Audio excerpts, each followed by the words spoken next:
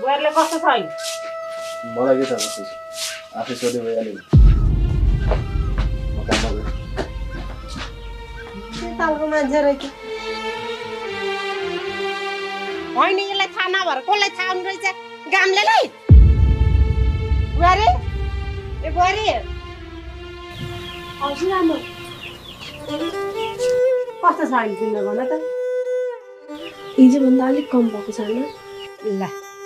आज तिमी घरमै आराम गरेर बस लाउरी बाकोमा काम गर्न म जान्छु है होइन होइन आमा काममा म आफै जान्छु फेरि पछि लाउरी बारी चल्यो नि तिमी आराम गर नि त बुहारी आज सासू जान्छु काममा भनेकै थिएँ अब आज आराम गर्नु बस होइन हजुर आमा मै जानुपर्छ नत्र फेरि गाली गर्न सक्छन् तिमी चुप्प लाएर बस त कसैले केही भन्यो भने जवाफ म आफै दिउँला जिद्दी पनि नगर पिर पनि नगर चुप्प लाएर थपक्क घरमा बस्ने तिमी धन्दा नहान म गइहाल्छु नि अब अहिलेलाई बिहानको काम पनि अहिले घरमा सकिहाल्यो है बस आमा यसो बाख्रालाई कुरो पानी चाहिँ हेर्दै गर्नु नि फेरि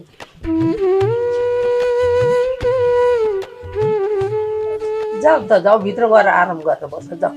नसक्या बेलामा जाऊ